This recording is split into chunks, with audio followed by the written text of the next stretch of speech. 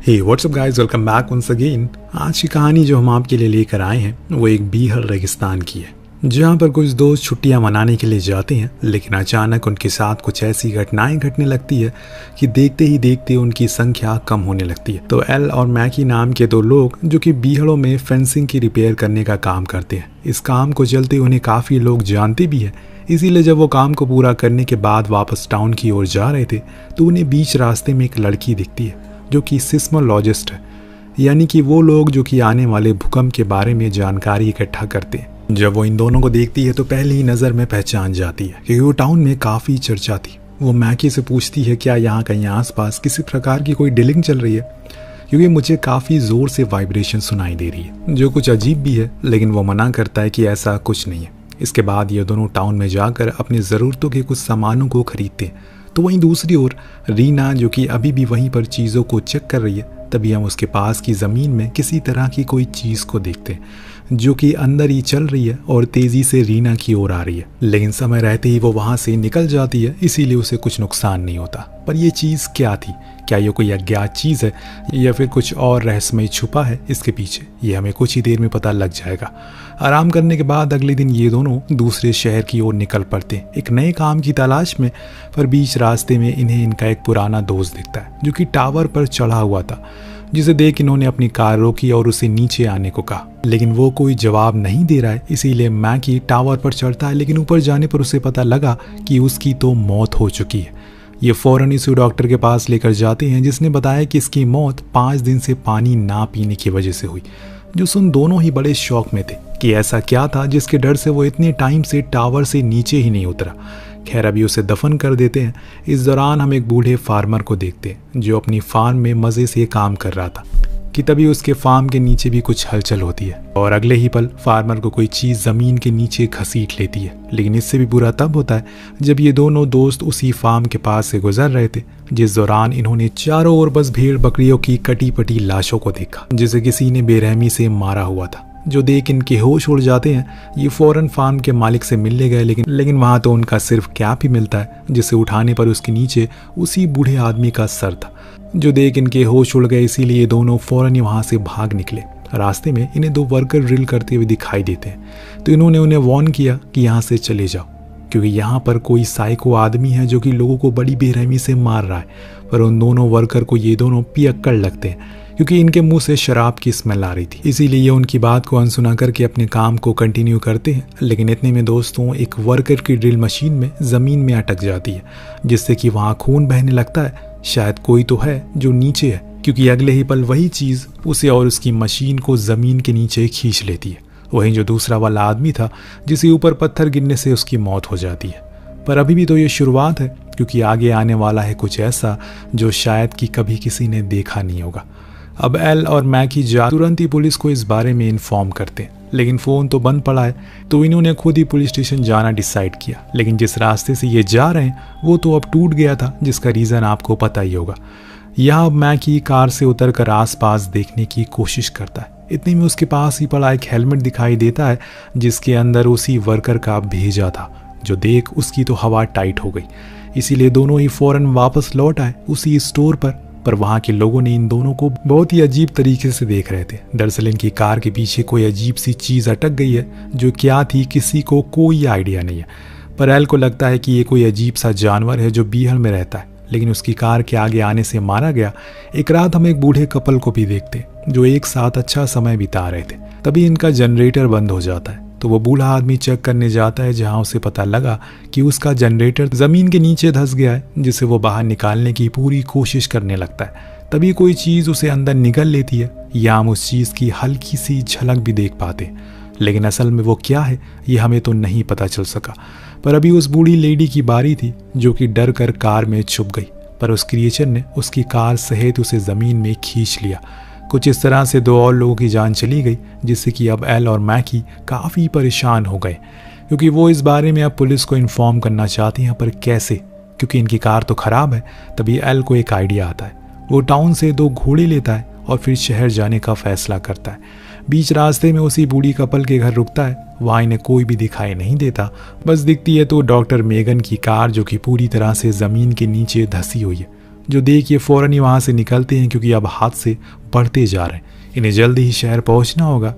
लेकिन कुछ दूर जाने पर इनके घोड़े किसी चीज़ से डर कर बार बार रुक रहे। इसी को चेक करने के लिए नीचे उतरते हैं, लेकिन इतने में वो क्रिएचर पूरी तरीके से बाहर आता है और इनके घोड़े को जकड़ लेता है। एल अंधाधुन उस पर गोलियां बरसाता है, जिस चक्कर में इनके घोड़े भी मारे जाते हैं, लेकिन वो नहीं मरता क्योंकि वो ज़मीन के नीचे चला गया। अब इतनी आसानी से वो हार मानने वाला नहीं था, क्योंकि अब वो इनके पीछे लग चुका है, जिससे बचने के लिए ये लोग वहाँ से तेज़ी से भागते हैं। तो वहीं वो भी ज़मीन के नीचे पूरी गति से इनका पीछा कर रहा था, लेकिन आगे जाकर एक दीवार से टकराने से उसकी मौत हो जाती है, जिससे कि एल उस पर बहुत गालियां देता है। इतने में वहाँ पर रीना पहुँचती है, जो कि इस चीज़ को देखकर हैरान थी, क्योंकि ऐसा कुछ उसने पहली बार अपनी ज़िंदगी में देखा था। लेकिन उसका कहना है कि ये ना तो आखिरी है ना ही पहला, क्योंकि इन्हीं की वजह से वो वाइब्रेशन हमें महसूस हो रही है। ज़रूर ये यहाँ चारों ओर भारी मात्रा में फैले हुए हैं, जिनकी कोई गिनती नहीं है। इतना कहते ही वो नोटिस करती है कि उसकी मशीन में तेज़ी से ग्राफ ऊपर नीचे हो रहा है, जिसका ये साफ मतलब है कोई और भी है जो उनके करीब आ रहा है। इसीलिए तीनों फौरन ही जाकर एक ऊंचे पत्थर पर चढ़ गए, जिसके ऊपर वो नहीं चढ़ सका क्योंकि इन सभी की एक कमज़ोरी है, ये ऊंचाई पर चढ़ नहीं सकते। लेकिन हाँ, ये ज़िद्दी बहुत होते हैं, क्योंकि अब इनके चारों ओर घूम रहे हैं। शायद एल का दोस्त जो टावर पर चढ़ा था और 5 दिन बिना पानी के ही मर गया, उसकी वजह भी यही होगी। इस कारण से वो नीचे उतर नहीं पाया।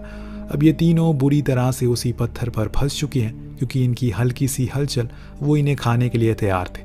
दिन से दोपहर और दोपहर से रात हो गई। ये वहीं पर बैठे रहे, पर आखिर कब तक, इसीलिए रीना को एक आइडिया निकालती है। जब उसने देखा कि नीचे कुछ बैम्बू पड़े हुए हैं, तो उन्हीं की मदद से एक पत्थर से दूसरी पत्थर पर छलांग मारकर आगे बढ़ने की कोशिश कर रहे। आगे बढ़ने की कोशिश की, उसे देख इन दोनों ने भी ऐसा किया और फाइनली ये अपनी कार तक पहुंच गए, जिसे स्टार्ट करके ये तेजी से वापस उसी स्टोर पर पहुंच जाते हैं जहां ये तीनों कुछ खाते पीते हैं, क्योंकि इन्होंने एक दिन से कुछ खाया नहीं था।